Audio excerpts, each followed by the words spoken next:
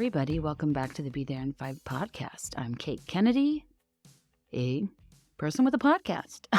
No, I'm an author, a pop culture commentator. You know the drill. You've been here for a minute. But what you might not know, if you're a regular Beth, is did you know that I've been putting more episodes on YouTube? I'm trying to get with the times. I'm trying to stay relevant. I don't really have shareable content, so I'm trying to figure out how to play ball.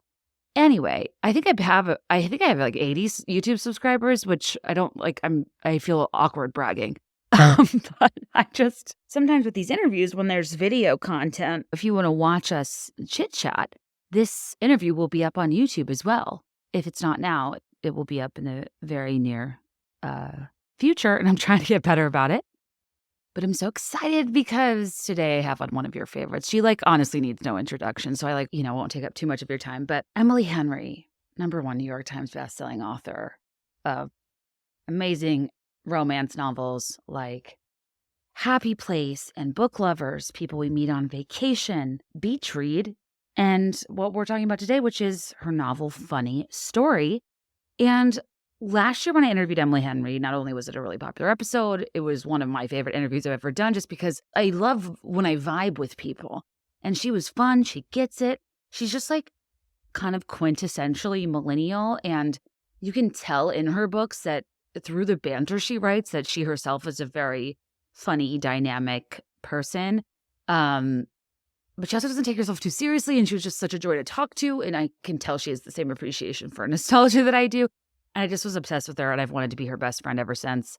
And so I'm honored that she was willing to talk to me again. / I tried to get her to come with me to meet Travis Kelce when I was in Cincinnati. I think it was her anniversary, so I guess she had priorities. But anyway, since she's a huge Swiftie, and we do talk about tortured poets toward the end.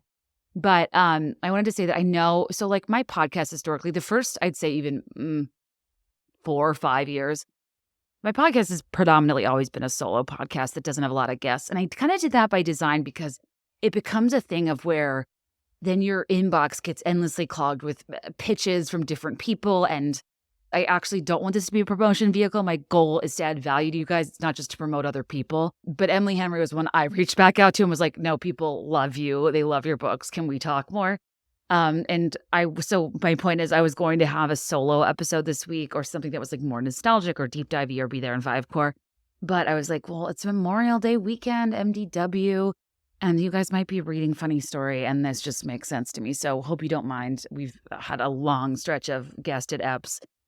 The other thing that happened is my sister Kelly, who many of you know and love. She was in town this past week, and we recorded an episode that was supposed to be for the main feed, but it was so weird and bad, but kind of so bad it's good, but just not main feed potential. She talks a lot about semi-depressing topics to the point where I had to start playing Sarah McLachlan in the background to just score it because I was like, this is a bummer.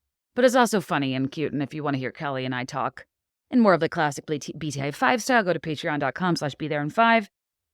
That's also where I spill all the tea. My disastrous story meeting Sonia, all 5 of my tortured poets reaction videos with my sister, talk about meeting Travis, love all of you patrons out there. But anyway, and I'm taking next week off because I'm going up to Northern Michigan with my fam. If you were on Instagram or on Patreon, you've heard me be so pleasant complaining about how I didn't realize until I had a kid that vacations are pretty much just trips. And I don't know how much relaxing is going to happen. I already am not relaxed because I spent the past several weeks trying to think through every sun scenario, every sun outfit. I got sun hats with the front panel and the back panel.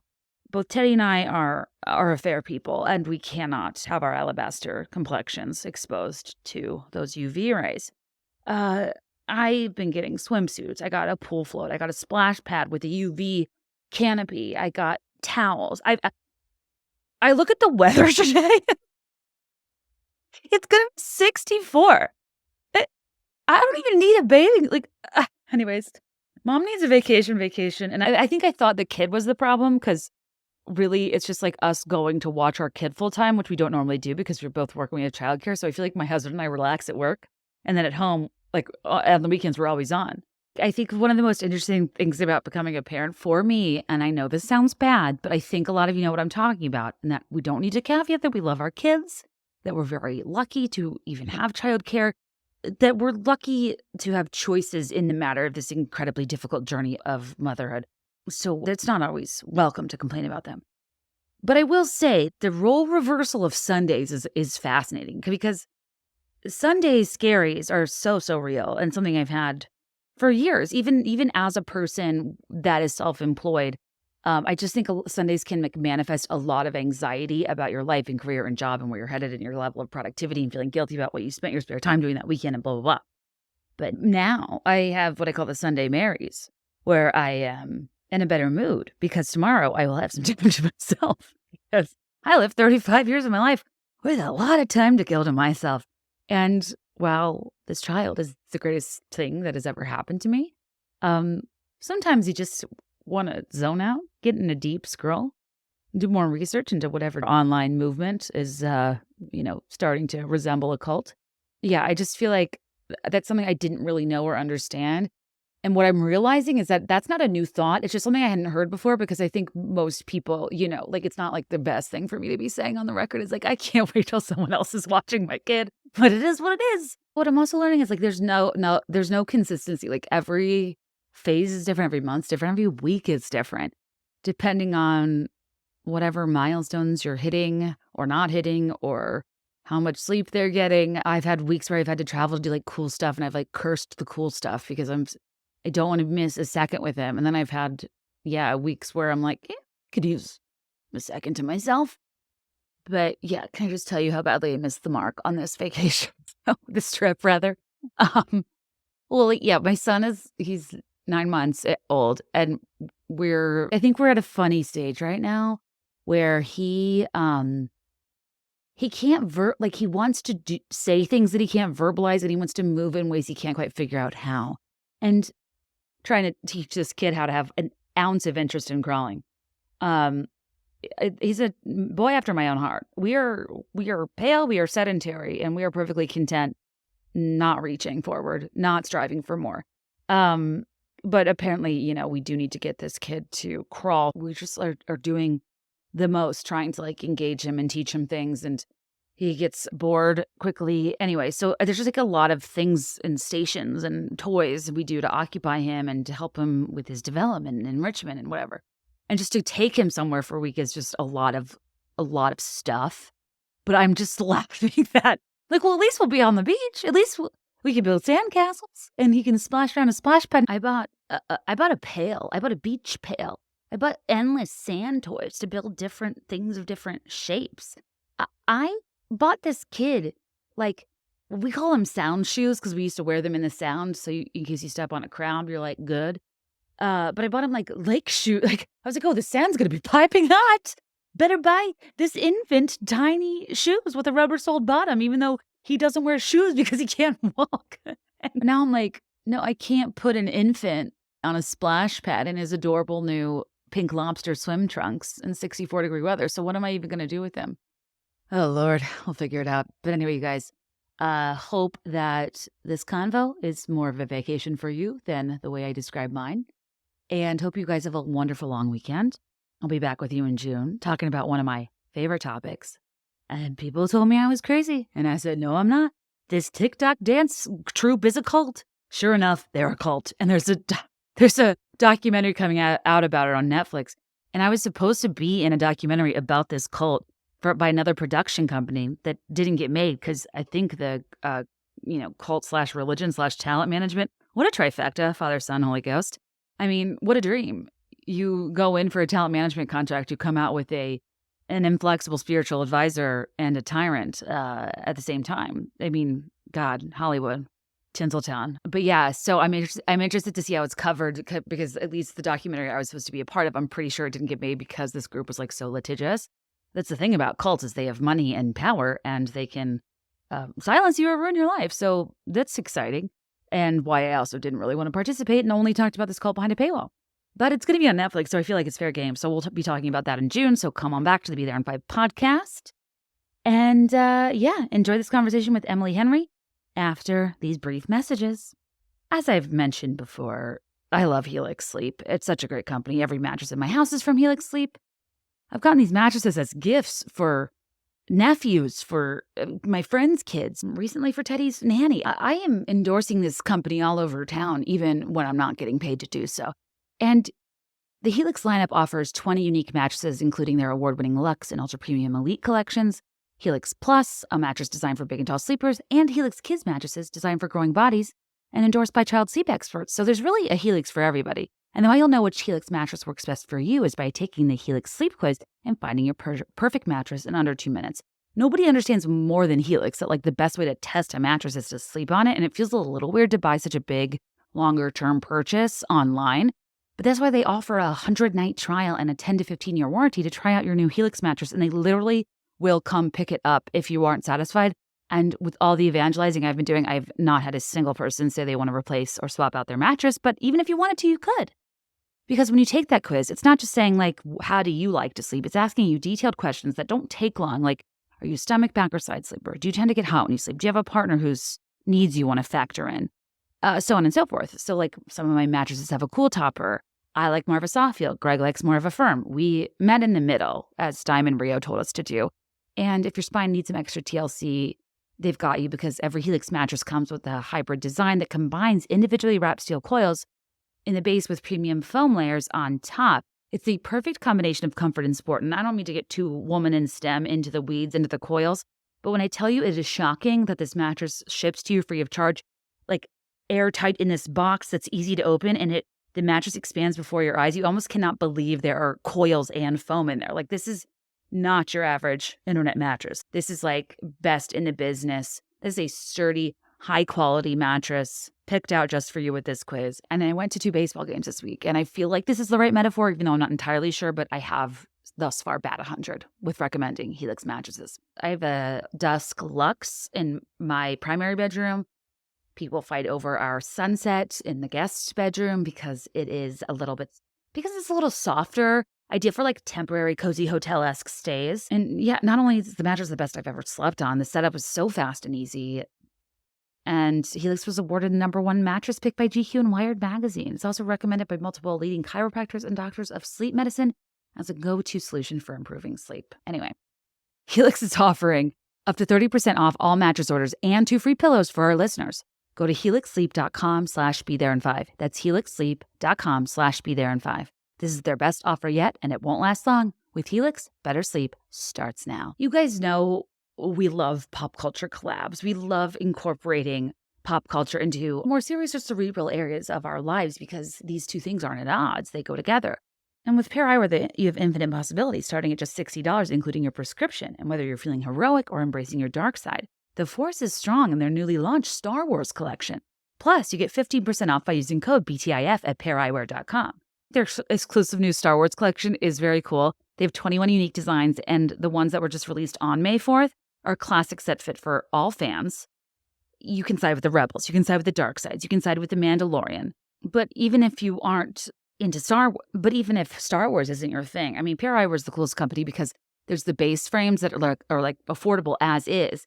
But then you can put toppers on them to change out the frame style or add a sun top. I love this for traveling because I hate carrying multiple pairs of glasses and I don't like to wear my contacts on planes. You can carry one base pair of eyeglasses and just put on a sun topper and they look like and act like prescription sunglasses. It's brilliant. They were on Shark Tank. If I had that F.U. Lori Grenier money, I would have invested.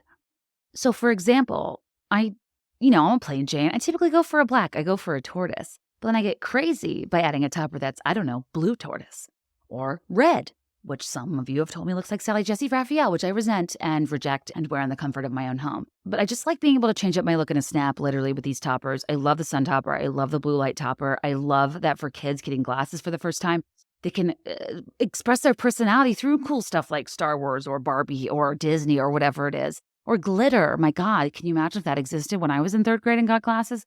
I just love all of the possibilities. And you can explore those possibilities with a virtual try-on. And new designs drop every month, including fun collabs. I can't speak more highly of them. I have the Reese, I have the Kirby, and my latest obsession is a more fashion-y, thick-framed I'd almost describe it as like a gentle lion's lens, not the aviators, but like a thicker framed set a little bit more oversized called the Murphy. Ugh, chef's kiss. But you should try for yourself. One pair, infinite possibilities. Go to paireyewear.com and use code BTIF for 15% off your first pair. And support the show by mentioning that Be There in 5 sent you in your post-checkout survey. That's PAIR eyewear.com, code BTIF.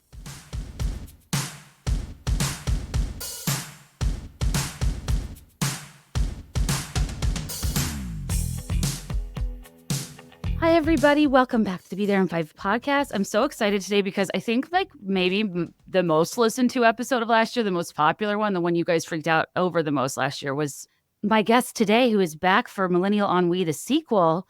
And it is, of course, the author of Funny Story, among others, book lovers, people we meet on vacation, beach read, happy place. One of my favorite authors and my best friend in my head since she was on the show last year. Welcome back, Emily Henry. It's so good to be here in the besties only lounge that we are in right now. It's kind of surreal that it's been a year. I know. Are your book cycles kind of surreal to you that you've had Happy Place and you're already like almost through this promo cycle probably? Yeah, it's really confusing too, because usually like when you're talking, doing press and publicity for a book, you're so deep into the next book that you are also like a little bit confused. You're like confused which book you're talking about at times. But yeah, I mean, I feel like the last 5 years have just been 35 seconds long. Like no time has passed at all. And, like you did have time to create a full child who is no longer a newborn. Like life has moved very quickly considering how little is happening. Well, I will say now having written a book and birthed a child, very similar processes in terms of equally gratifying and painful and similar amount of time it takes. That's so true. The timeline, there is something to that.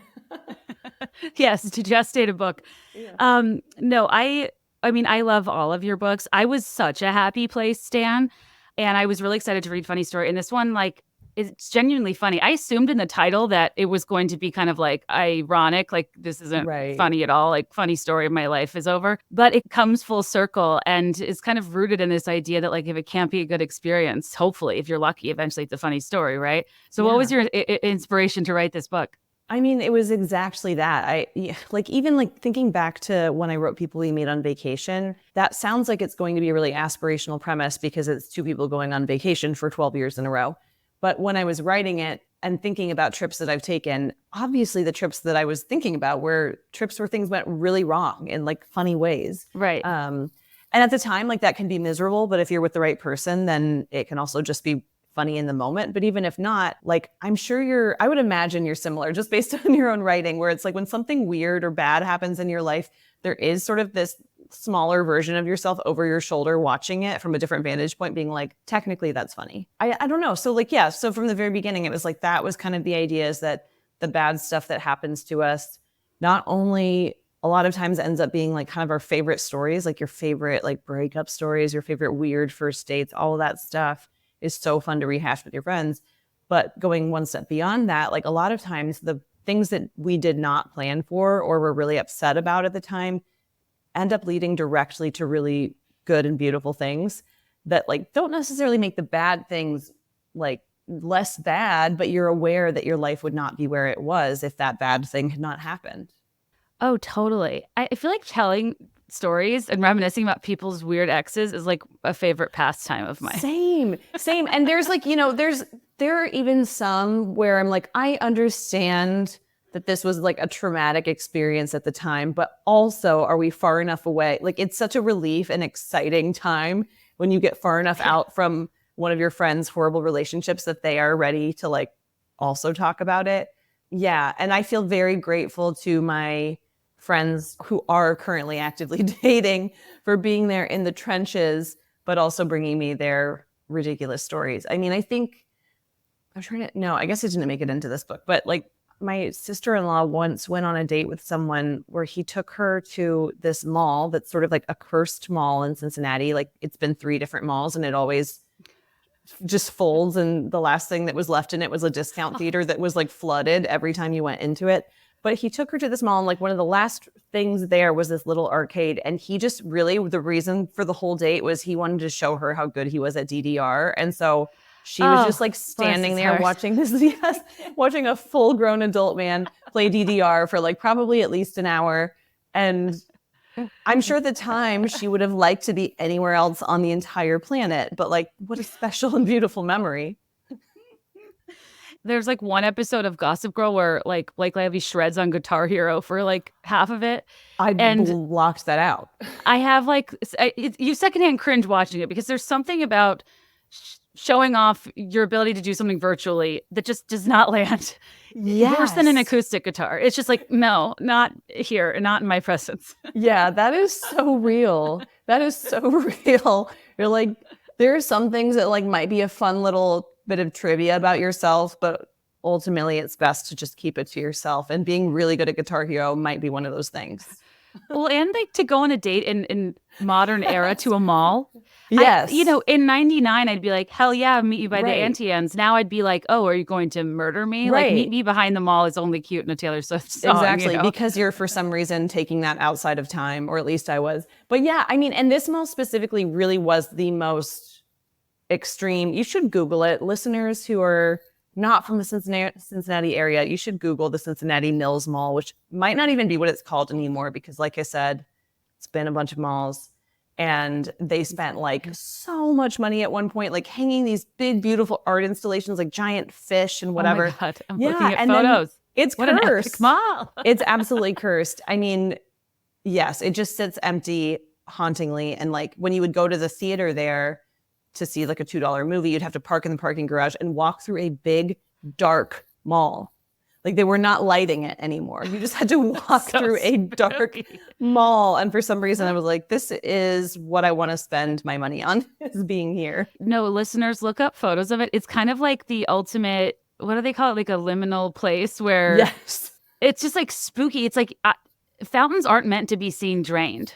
Exactly. There's a darkness. So true. There is a darkness. I know. It's like when the shine comes off and you understand what a mall really is. This is a very bad place. Speaking of Cincinnati, I meant to follow up with you because you're probably like, what is she talking about? I was talking to your publicist for the book, I was like, I'm going to be in Cincinnati next week. And in my head, I knew I was going to an event with Travis and Jason Kelsey. And I know that you're a Taylor Swift fan. So I was like, tell Emily if she's around on Thursday, April, whatever, hit me up. I loved that invite. And I'm trying to remember. I think it was like my anniversary. It was like the week your book came out. Yes, that's what it was. There was something big happening. I'm like, but Travis. I know. And you know what? There was a moment in my head where I was like, maybe I would just be late on everything if I thought there was even a chance that Taylor could be there lurking. I know. But I don't think she comes to Cincinnati, but she does tour here. But I'm, and that's probably off the plane, right back on the plane. Right. And I feel like people, like fans at a level that you and I are, like, it probably shouldn't meet her. Like, I agree. There's just nothing I could say or do. I completely agree. To justify or to like share with her what her music means to me. And what's crazy is like the biggest moment of my life is like 90 tiny moments she has with everyone every day. Right. So real. I agree. I tend to agree with you. It's like, what are you going to say to almost any celebrity? I don't know. There's probably no point. I do have a lot of dreams where I meet her and become friends with her. But they're like very mundane. They're not like we're doing anything cool. I'm just like, oh, I ran into Taylor Swift like at the grocery store or whatever. At the Cincinnati Mall. Yes, right. She was there in the dark playing DDR, actually. Right. I don't know. That could be a new romance to explore for one of your future novels.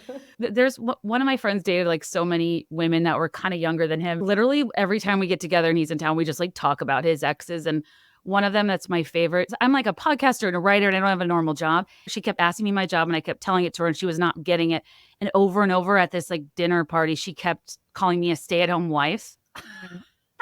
It was amazing. Wow. I was like so excited while it was happening because it was so rude. But I was like, this is like fantastic material because she's so earnest and like, your job isn't real and I will not validate it. Right. It makes more sense that your job is just staying at home.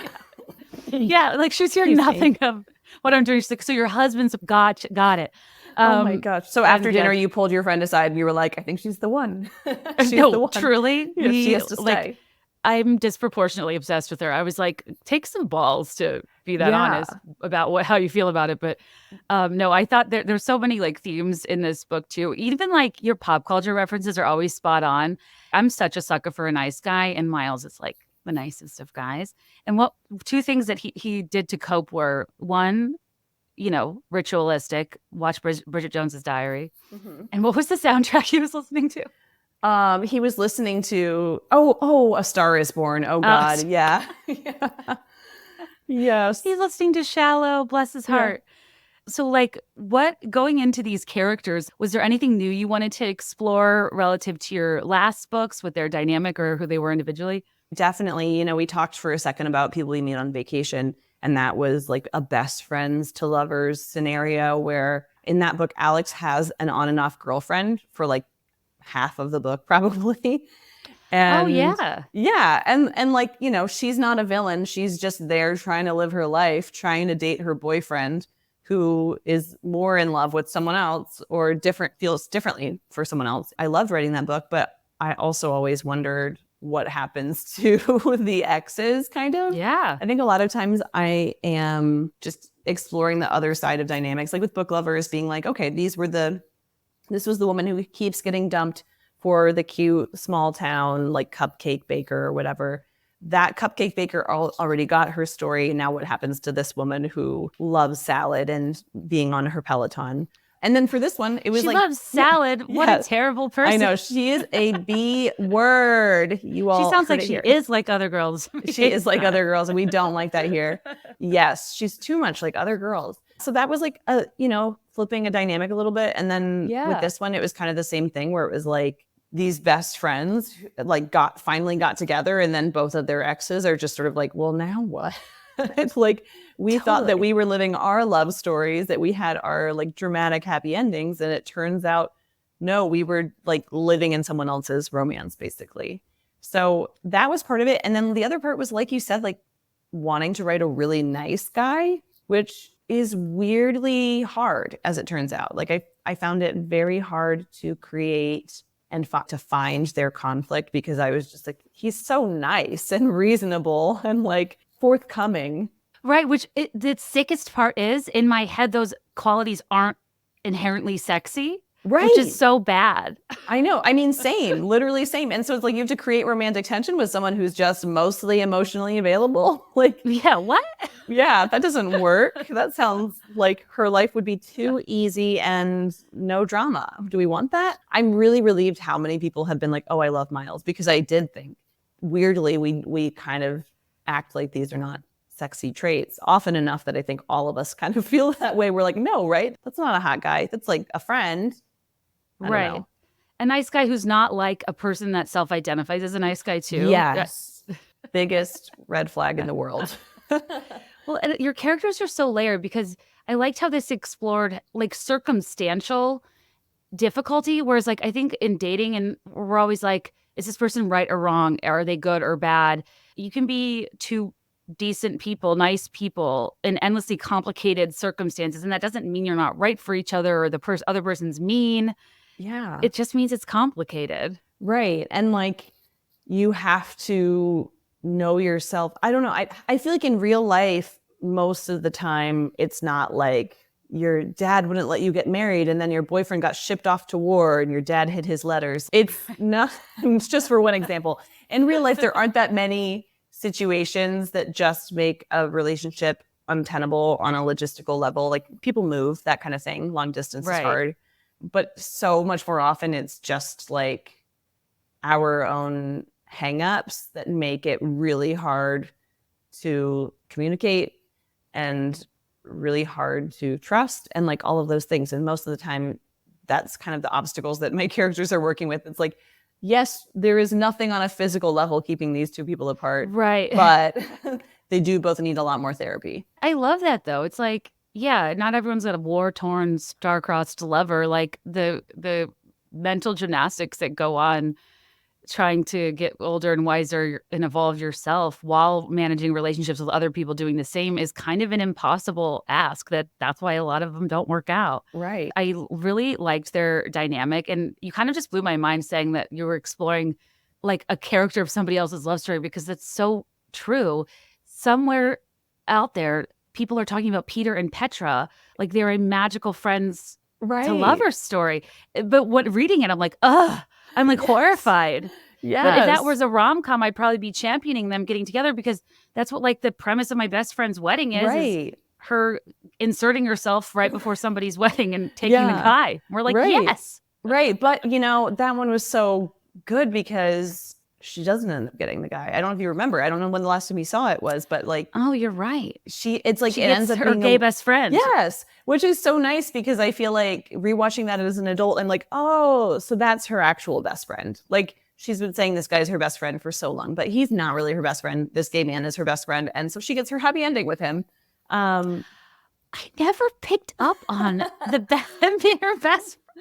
I feel like I literally analyzed that movie like and cut it from my book for some reason.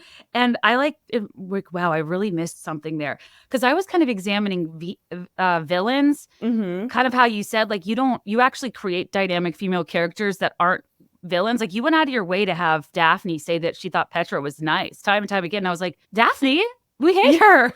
Well, but you know what? There is nothing more infuriating than when someone you know is actually really nice. Totally. Like, when you want to be mad at them and you are mad at them, but you're also like, it'd be so much better if you were just a villain and I knew that I could write you off, but instead I have to be like, well, they probably are soulmates. She probably wouldn't do this unless she was really sure, whatever. And your friends are allowed to be like, no, she's evil and we hate her. But I feel like it's so much worse when you know that she's not. It's so true. With rom-coms in general, like we're oftentimes rooting for the people doing the wrong thing. Like I did a rewatch last year of The Wedding Planner, which has so many deep ethical issues I really never got into. And that the fiance Fran, I think we're supposed to think she's awful because she's organized and has like pointy eyebrows, like 90s stepmom villains did. Exactly. She also probably loves salad in her Peloton. I feel like that era, specifically like the early 2000s rom-coms, when you watch them now, you're like, oh, every single one of these is absolutely unhinged. And you can still have fun, but you're just like, they're all bananas. How to Lose a Guy in 10 Days? Hard bananas. Oh my God. Like a bet or some casual muckraking, like Runaway Bride or 27 Dresses. I'm like, why are so many journalists getting too deep with their subjects? That's so true. That's so true. I wonder, you know, how much that has, I feel like everything I know about journalism, I did learn from movies, and that probably has made things unclear to me. I'm like, I can be best friends with someone who's just interviewed me. I'll reach out and be like, let's hang out. Yeah. I mean, with you, as I did to you in Cincinnati. Yes. You know what? I feel like it's different. It's allowed. Podcasts are the Wild West. I'm laughing. I really do live in a world of rom-com journalism. Yeah. I'm like Eva Mendes in Hitch. Yes. I rewatched that somewhat recently too. And I forgot about the was it like her grandfather was like a serial killer or something? The Butcher of Cadiz, I believe is what he was called. Terrifying that I remember that. It's going to get you somewhere in trivia nights though. It really will. Yeah. What you brought up earlier, we were talking about being awkward meeting famous people. And I saw an interview you did where you were talking about going to this Time 100 party. And I just so appreciated it. So one, congratulations. Was that surreal? What exactly was the award and event? So it was a Time 100 Next or Next 100. I can never remember what order it is.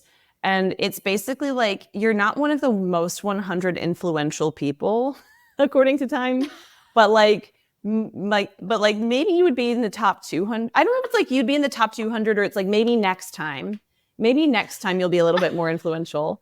I'm sorry, I'm laughing. I thought it was the top 100. I didn't know it literally was like the penultimate 100. Yes, isn't that amazing? No, I loved it because all of my friends were also talking about that too and being like, oh, you're one of the most 100 like influent. And I'd be like, no, I'm actually literally not. I'm like on the wait list. They were like, yeah. Okay, so I don't know what all you heard in the interview, and I also don't know if I'm like supposed to dish these things, but I think I can. I like had to go to be able to be a part of this. They were like, we want to include her on the list, but you have to go. And I was like, oh, well, yeah, of course I want to go to like a fancy party. And like, I've never, it's like a bucket list thing to be on a red carpet shitting myself. Just like, Yeah. turns out one time was enough. Then when I got there, I realized, oh, they don't make the like actually famous people come. Like, Okay, that's what I was wondering. I was like, was Paul Mescal there? He was next to you on the page. Yeah, I know. And my single friends had big machinations for that about how I was going to be the bridge there. And I had to let them down. So Paul, if you're hearing this. Obviously he is. Yeah, which he is. Big fan. Yeah, so it was just really funny because it was great. And actually a lot of like Rachel Zegler came, Kelsey Ballerini came and she like sang, and that was super, super cool. Ooh, cool. Yeah, so there were some like actual, Stephanie Shu was there. She's an actual celeb. So there were, but it was kind of funny finding out that like, they're like, we want you there, but only if you can be like a body at the table. Like, that's what I do best. They're like, it's going to be you and like a bunch of people from central casting. I think whatever I was watching, you were telling a story about trying to find a stylist and oh my God, yes. You couldn't get them to even respond to you. And I'm like, okay, this is actually a problem. There needs to be stylists for creative, normal people who sometimes go to public facing things. Because when I was on my book tour, when I tell you, I spent my life savings just ordering stuff online, trying it on, hating it, then realizing you have to buy clothes that look good sitting down. Yes. Clothes were the worst part for me. I could not agree more. Yeah. So how did you figure out what to wear to this gala with who you thought would be Paul Mescal? I'm like, what will Paul like? Have you heard of the group chat? Because that was my stylist. Oh, like your personal friends? Group chat. Yes, they were my stylists. Like you said, it is so stressful. In your mind, you're like, I like clothes. How hard could this be? Yeah, but cute. I'm like, that'll be fine. Yeah, but it is really hard because it's like, what is like the right level of fancy? You know what I mean? It's still the same thing. Like even anytime I do like a TV appearance, which I don't do many, to be clear, I'm like E or F tier celebrity. But like a few times a year for book stuff, I like would be on a daytime show. And even like that, I'm like, I find myself on Rent the Runway and Newly and just like scrolling, being like, my brain is just exploding because I've done some media training and they try and tell you like, don't wear busy patterns and make sure that you can sit down in it. No houndstooth. And I'm like, I love a houndstooth. And like, you know, everything will look a lot shorter when you're sitting down. So keep that in mind. And like, if there are slits and whatever. And I tried to honor that for so long. And I just would get so overwhelmed because I would not be able to find a single thing that met all of the criteria. And then now I'm just sort of like, I don't know, I'll wear something bright. Like that's kind of my approach. I feel like semi-universal experience of girlhood is an endless Rent the Runway, Newly scroll. I'll like swap back and forth between apps. Whenever there's a suit or a two-piece set, you're never going to find Belle. I totally agree. I totally agree.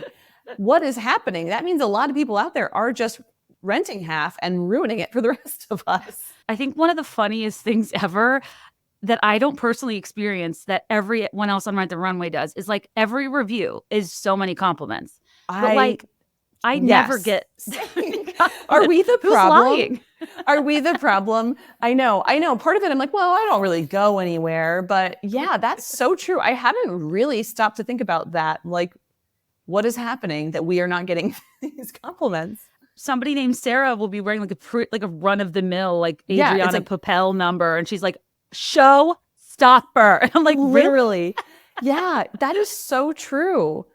That is so true. So you're not alone is I guess what I wanted to tell you. I have had the same issues and I just always feel like stupid and untailored and like I have pores and everyone else there doesn't. And I don't know. It is a weird nightmare.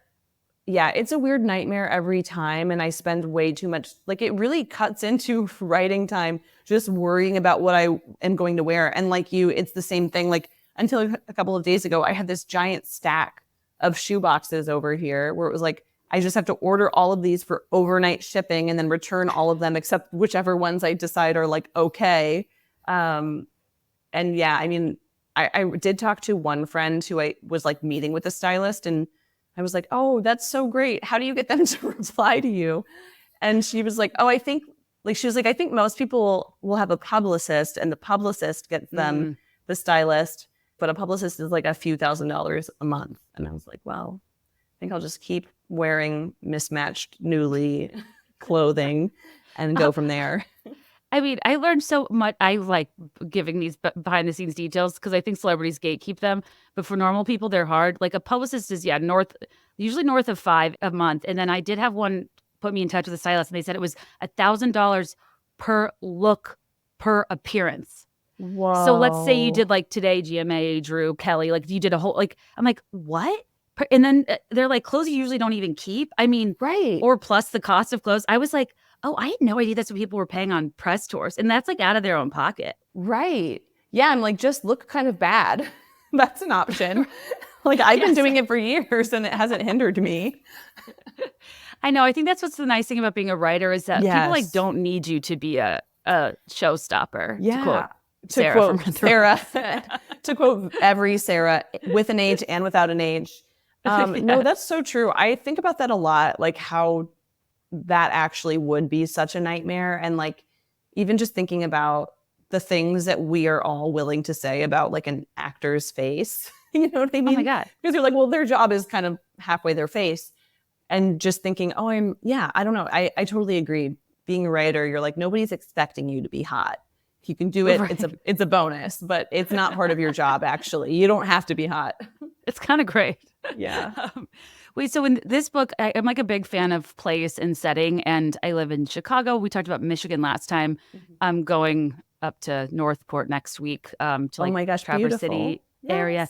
And Northern Michigan plays a role in this book. Where is the imaginary location in your head? Is it imaginary? Yeah, it is imaginary, but it's very close to Traverse City and Northport. Like that's right around the region. Like you will see things that are very clearly Leelanau Peninsula. That's my favorite thing to do is take a place that I love, but then make it fictional so that I can put whatever businesses I want there and there won't be anyone who's reading and like, that doesn't exist. So yeah, I love that Traverse City is like wild and beautiful with like hikes, but then also wineries and lots of little cute farm stands and beautiful beaches. And it's just so magical. Northport too. So magical. And it doesn't get credit for like being the Napa of the Midwest. It really doesn't. That's so true. And I mean, weirdly, I think it gets credit in the Midwest, but no one else knows because I don't know if you've ever looked at Zillow up in Traverse City, but every time I'm up there, I'm like, maybe I'll get like a cute little lake house in my mind. I'm like, that's a thing. And then I look at it and I'm like, oh, I could move to Los Angeles more easily than I could move here. Yeah, I know. I find the western coast of Michigan so confusingly expensive. You'd think it's East Hampton. Yeah. And it's so gorgeous, but it's gorgeous about 3 months of the year and the rest is frigid. Right. We're in the Midwest. You're supposed to be approachable. Yes. I always wonder how, I bet Happy Place like drove serious tourism to Maine. So many people read that book. Me and all my friends talked about our newfound obsession with the place we'd never been, the way you just even described it. And I interviewed Carly Fortune a few weeks ago, and I was like, you've done this with Prince Edward Island. Like, I want to make oysters my personality all of a sudden. Yeah. And that's what I love about books like this. They just really transport you in a way that you're like, I have to go there. Have you found that your readers like tell you they go where your books are set? Yeah, it makes me so happy. Oh my gosh, I'm not drunk, you guys. It's 12:38 p.m. It makes me so happy when readers will send me messages and be like, my book club took a trip to this place, and then they'll like send pictures and stuff. That makes me so happy. And also like with Michigan specifically, everybody is sort of like the tourism bureau must love you there. But I actually think that it's the situation of those small towns that are tourist towns, you know, they kind of hate the tourists. Right. And they're also like, please, no one else move here. So I also wonder if there's some of that. I always assume there are some people up in Michigan who are like, damn you, Emily Henry. Like just flooding the streets with fudgies. That's what they call them up north. Tourists are fudgies. What does that mean? It's not as gross as it sounds. Because they go to fudge shops and like taffy? Right. They go to buy fudge, so they're fudgies. Okay, why does every vacation destination have fudge as a currency? Like, I don't really want it or crave it. No. Well, but it's weird because you would never buy it if you weren't on vacation. I mean, I'm sure there are some listeners here who are like, that is sacrilege, and I have it in my cabinet right now. But I feel like the average Joe, the average Kate and Emily would not necessarily just be buying fudge at the grocery store. But it's like that thing where on vacation, you just buy the weirdest shit. You buy the weirdest shit and you're like, I need this. For example, I went to Disney World for one day last week. I was like, needed some stimulation. And I talked to my friends to go to Orlando, Florida for one day. And by the end of the night, we were like running in a like fever around the gift shops, being like, oh my God, this is so cute. Look at this. I need this. And I came home with 2 mugs and a pin. I literally have a Mickey Mouse mug. And not only that, Kate, the viewers are just going to, or the listeners are just going to have to imagine this. I hope you can see this. So I was in this gift shop. I saw this shirt and I was like, oh my God, that's gorgeous. And my friends were like, oh, you have to get it. You have to get it. I did not get it because I had a feeling when I got home, the smoke would clear. And so I did have a picture and I got home from this trip. And I don't know if you can see this $80 long sleeve Disneyland t-shirt. It literally just says Disneyland gigantic on it in sparkly purple letters. Or Disney World, whichever. Okay, I'm not going to lie. That is striking. Thank you. Because every time I look at it, I'm like, I was sick. I was in a dark place. It has the coloring of like a 90s sea-doo. Yes. Like teal, That's true. fuchsia. That's dead on accurate. I do think that was what was drawing me to it, was probably that. But it's that vacation mentality where you're like, you know what I need right now? I need 6 pounds of mocha fudge. Like, right. I need 6 pounds of mocha fudge that will just sit on my counter when I get home, turning white gradually, and then get thrown away in 6 months. Right. But at least you have the tiny piece of rice they wrote your name on around your neck. Yes. Or whatever. Right. Oh my gosh. Or like airbrushed t-shirts and airbrushed like trucker hats I thought were so chic at like a Kings Island or Kings Dominion, and my was never allowed to buy them. Oh, that's one of the things about an adult that I think why we get so excited at gift shops is because we can buy stuff now. And there was such a feeling of powerlessness at gift shops as a kid because my parents I could only go home with one of those like weird rock candy things on the wood stick. Yes. Yes. Or if not rock candy, a literal rock. Like I feel like gift shops used to have the like gems section where there was like mica and there's just like rocks. And your mom would be like, you can get one rock. Like literally going home with a rock. It's like in a velvet bag. I'd always pick fool's gold, and then I'd tell people like it's actually called pyrite. Yeah, it's actually called pyrite. Read a book. Indeed, you were schooling those losers. I love that you shopped till you dropped at the Disney gift shop for one day. Yes, but it's beer goggles for mouse ears. It's so true. It's so real, and I was really relieved too because I know I'm a theme park person. I wouldn't say I'm like specifically a Disney person. I am a theme park person. I love an immersive experience of any kind, a themed party, an art installation that you get to climb around inside, like anything like that. It's basically just like a story come to life. And taking my friends who are like, I think much more normal than me and maybe more well-adjusted in some ways. I was like, this is going to be either really fun or humiliating. And it was really gratifying to me to see them also lose their minds and be running around like, I think I need this about like a literal Winnie the Pooh sweatshirt. So did you buy a pin or a pen? A pin with an I. A pin. Just what is it? What's the pin do? Say. What does it do? It pins. It pins to a bag or backpack, or cute. It says Walt Disney World. Amazing. And we need flair. Chic. Yeah, we need flair. Your use of chic did make me wonder. Do you watch Real Housewives? Mm-hmm, yeah. Do you watch Beverly Hills? I do. This episode is brought to you by Skims. If you'll allow me to earnestly rave about their Fits Everybody collection for a moment. Because if you've hung out with me recently, as off-putting as it may be, I've probably likely gone out of my way to show you the material of my bra, or depending on how close we are, my underwear, because I need everyone to know about this Skims Fits Everybody collection.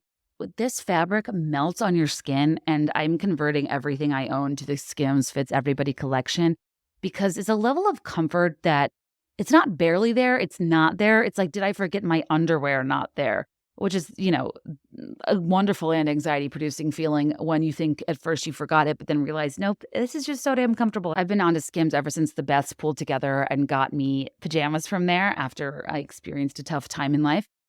but I've been wearing the Fits Everybody for a few months now, and it's life-changing. I've replaced all my underwear. The Fits Everybody high-waisted thong makes too much sense. Why are all my pants and shorts and like clothes high-waisted, but my underwear wasn't? I don't really know. But the Skims Fits Everybody high-waisted thong is amazing. The dip front thong, I think, is also a really smart idea that's super comfortable. I also love their boy shorts. I have a larger chest, and their scoop neck bralette is so soft, so comfortable. It supports me somehow with the least amount of fabric I've ever had on a bra adequately support me in ways that I don't understand the engineering. And I really wish I had this collection prior to having a baby, because it kind of upset me how many times throughout my pregnancy I had to buy and rebuy underwear. Same with postpartum. My body just fluctuated so much on and off for different reasons over the past year. And I would have just liked to be wearing the same pairs to feel like myself. And this melty, amazing, buttery fabric stretches to twice its size. So it's really nice as my body changes. Like, I don't have to change out my entire collection. So that's why it gets Be There in 5 stars for me. I typically will buy their onyx or like sand colored items. They have lots of fun colors, lots of varieties. And give it a try and let me know, because I tried this before I ever agreed to do an ad. And I was like, oh, this stuff's great. And I feel like for most women in my demo, like Skims is a pretty household name. But I don't really think I understood the quality of the material till I tried it for myself. Anyway, the Fits Everybody collection is available in sizes XXS to 4X. You can shop now at skims.com. After you place your order, be sure to let them know I sent you. Select podcast in the survey, and be sure to select my show in the drop-down menu that follows. This episode is brought to you by Béis. We've all been there, trying to fit everything we might need for a trip, only to end up with a suitcase bursting at the seams. With Béis, there's room for everything. And I mean everything. I've had people reach out about their iconic weekender bag. People have reached out and been like, I heard it's really heavy. And I'm like, no, it's not heavy. The bag isn't heavy. The heaviness of your suitcase is not a function of the design of the bag. That is how much you've packed in it. Which, to that I say, the more the merrier. Even if it's heavy, what do I care? That means I fit so much into this GT bag. It's feeling disproportionate to my regular bags, because these are so smartly designed to allow you to fit as much as humanly possible while still carrying on. In the case of the weekender bag, which has a full compartment at the bottom where you can like put pairs and pairs of shoes. I'm talking thick ones, lug soles. And I just think Béis luggage, it has both the fashionable chic exterior and the function to keep you calm and carefree and looking cute. Béis was created by actress Shay Mitchell to make sleek and affordable bags, luggage, and accessories designed to help you travel effortlessly while still looking fashionable. They've thought of everything. Literally, like, all of their stuff has like a key fob, which is so crucial when you get home and you haven't seen your keys in a week and don't remember where you put them. Washable bags for your dirty clothes. Their rollerboard luggage has 360-degree gliding wheels that glide gorgeously on carpet and hardwood alike. A cushioned handle that bellhops all over the nation on tour commented on when I checked my bags. And interior pockets that help me know where like everything is to keep me organized. I have 2 pieces of their luggage, like the rollerboard in black, with a beige handle. So even though a lot of people have black luggage, I can still always find it. And I have a bead lizard on mine. I also love their diaper bag that does not look like a diaper bag at all, that I can pull out and use as a changing pad.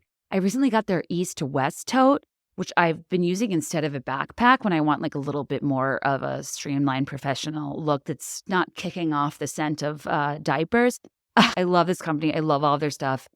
The luggage comes in multiple sizes and colors. I'm currently obsessed with the maple color and thinking about adding it into my rotation. And every piece is made to look better with miles, so you don't have to worry about it in cargo or overhead. And Béis has over 30,000 5-star reviews. Whether you're packing for a quick trip or looking to breeze through the security line, Béis has your personal items covered. And right now, Béis is offering our listeners 15% off your first purchase by visiting beistravel.com/BeThereIn5. Go to beistravel.com/BeThereIn5 for 15% off your first purchase. That's BEIStravel.com/BeThereIn5. Okay, do you remember the episode where Jamie Lee Curtis is doing the fundraiser at Kyle's house? And she's showing all the things in Dorit. She's just like holding up like a wind chime that looks like it's from Big Lots. And every single thing she holds up Dorit's like, oh, so chic. That was me. That was me at Disney World. Yeah. Or like a tote bag, like a free tote bag. I'm like, oh, it's so chic. That was me. I love that about women, though. Like, we'll go to such great lengths to validate one another. We're just lying at a point. Yeah, I know. And then showing that to my friends afterward, they did not have the same reaction as you, where they were like, oh, like the colors of a 90s Sea-Doo, which I do think was what the worm that got into my brain, not an intentional RFK reference. I think after the fact, they were like, oh, I didn't know I was lying. And I also had worms in my brain. I think too, going back to those places kind of, I mean, it's kind of even when Daphne was talking about like being a child librarian, like their Disney World libraries, like the places you went as a kid where you didn't have the wisdom to process, but you had the ability to observe. Seeing them through adult eyes is kind of trippy. And even like early on in the book, you described Daphne's job at the library and you described the like well, like the sunken floor. And I was like, oh my God, I hadn't thought about the sunken. Why are kids' areas like sunken in like stadium style? Like down in a little pit. Yeah. Yeah, like gladiator I didn't know that was seating. universal or like a library thing, but mine definitely had that. Oh, you know what? Even though I observed that and wrote it down, I also did not stop to think, what is the point here? Is it like containing the mass? You're like, I don't know. Right. It's almost creating a miniature carpeted amphitheater in the corner of the library for seating. Yeah. I know. I do think like there's a gladiator element of it where they're like, let's put these kids in this pit and just kind of see what happens. I loved that she was a librarian because like I mean, my mom was an elementary school librarian. Oh, it's like a lot of work. It's obviously not very high paying. No. But now more than ever, libraries are like so important, having access to information. And what made you want Daphne to be a librarian? Everything you were talking about, first and foremost, that feeling that you have when you think about going to the library as a kid and knowing that probably played a big part in setting me on my career path. And I would imagine for a lot of librarians, you know, they probably had formative memories at the library. And when I was a kid, like my parents have always been huge readers. And so that was why I became a huge reader, but they did not really buy books. Like we were definitely a library family. And so I remember the first time that I went to the library, or the first time that I like was conscious that I was at the library, like not a baby. And my school took like a field trip in like first grade or something, kindergarten, and got us library cards. And I remember being so blown away to realize that like I could just take as many home as I wanted because, you know, like the gift shop mentality, you're like, normally you're in a room, you're at Toys R Us getting a present for your friend's birthday party. And you're like, I need this stuffed animal. And your mom's like, you do not. But the library, you're like, wait, is it unlimited? Is that? At least, I think it is. I mean, maybe it's not anymore, but at least when I was a kid, recently still, I feel like I would walk out with like 11 books. And that's not maybe unlimited, but it's a lot. It's kind of like all you can carry pumpkins. It's like you kind of know there's a limit. So maybe they don't worry about it because you physically can't carry that much. Right. Unless you bring a wagon in, you're probably good. Yeah. Which is a good hot tip for those of you out there.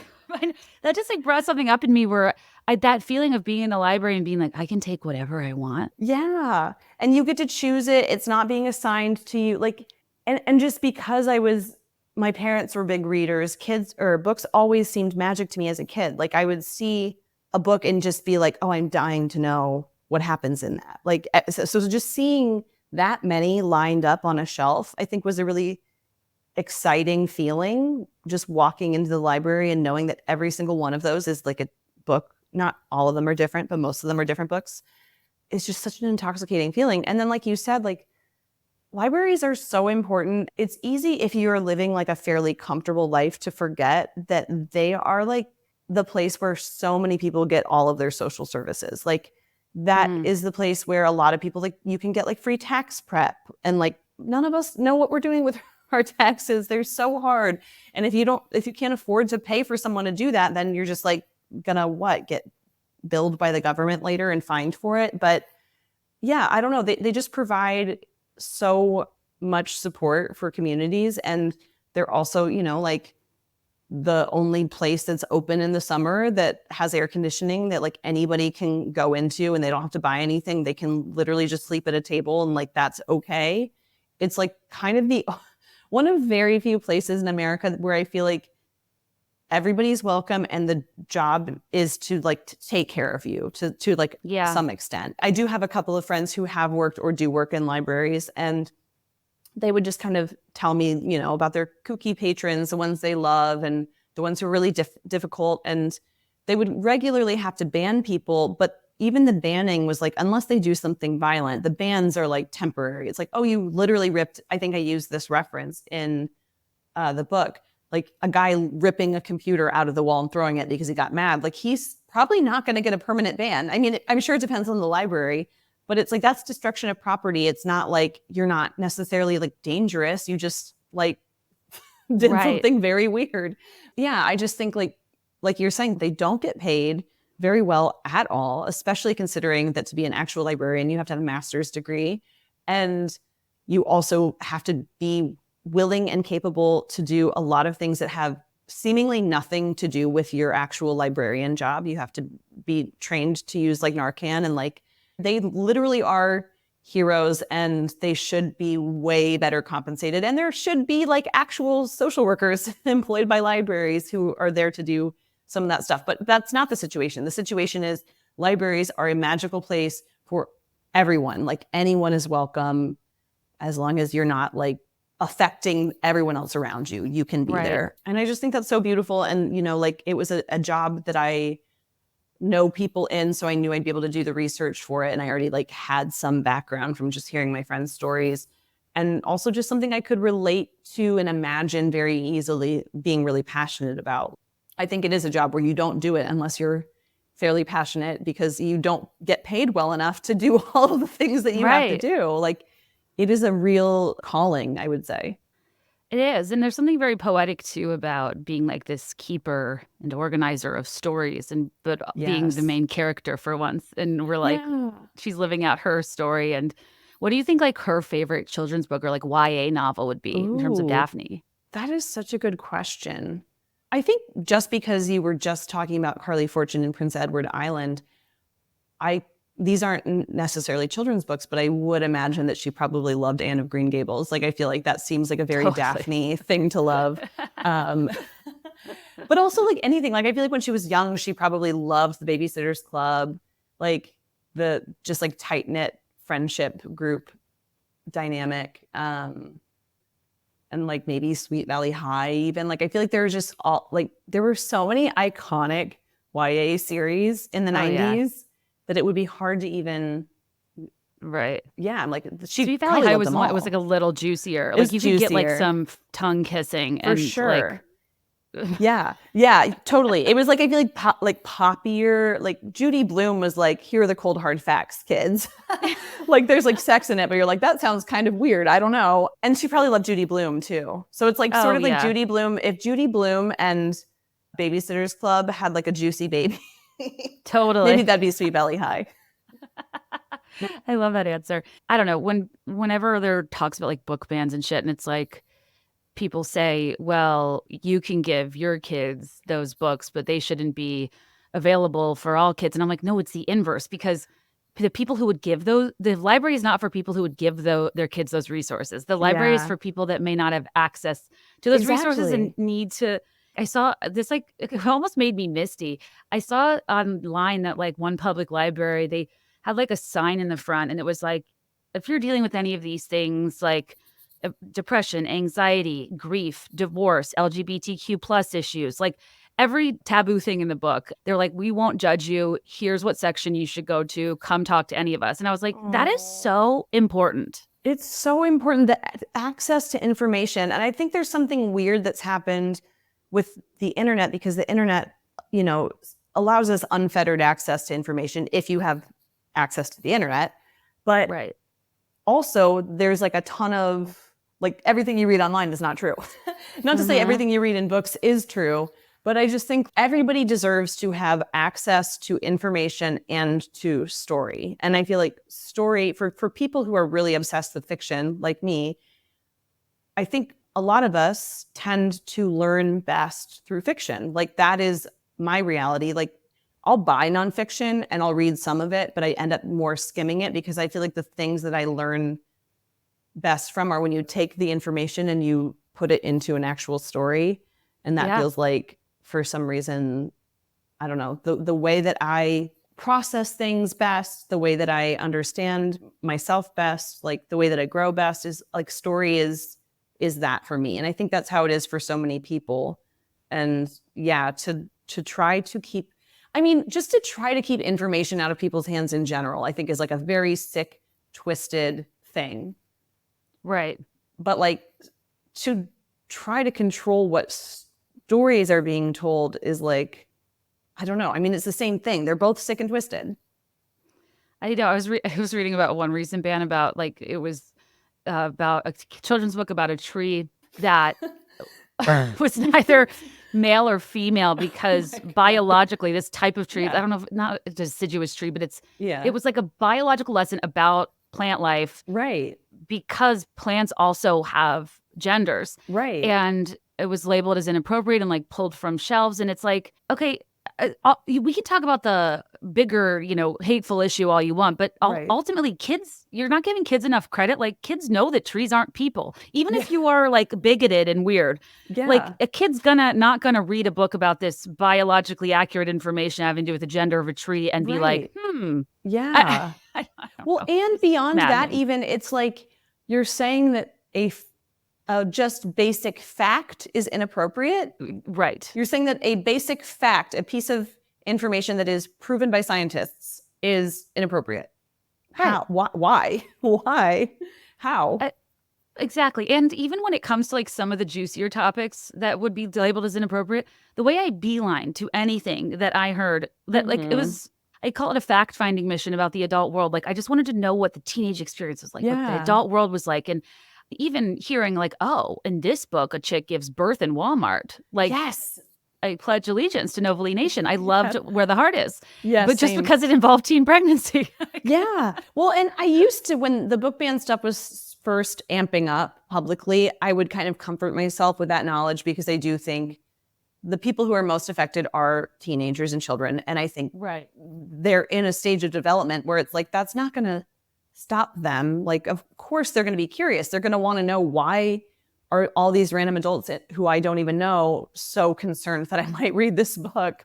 So I used to just really comfort myself with that. But I think seeing like the pictures of the school libraries, especially where things have just been cold and the shelves are like empty, is so heartbreaking and dystopian. And again, when you think about, like you were saying, like the kids whose parents can't buy them books, like they're the ones who need this. So for a lot of kids, they're not going to read anything at all that is not available in stock at their school library. Because even to go to a different library, you have to either be within walking distance or have a ride. That is the way that's just the main pipeline for story and information for just like so many kids. And so, seeing the like basically empty shelves is just so upsetting, so upsetting to me. We should like get authors together and we like do events at libraries and the cost of entry is getting a library card. Yes. Oh, I love like, that. Get people in the door. Totally. I mean, and I even have thought too, like I remember talking briefly to Julie Murphy, who's a YA writer, about like, I think I probably years ago posted something on my Instagram stories and she replied and had like some thoughts and insight or something. But I was just thinking like, we talk about the Scholastic Book Fair and the high that all of us got off of that.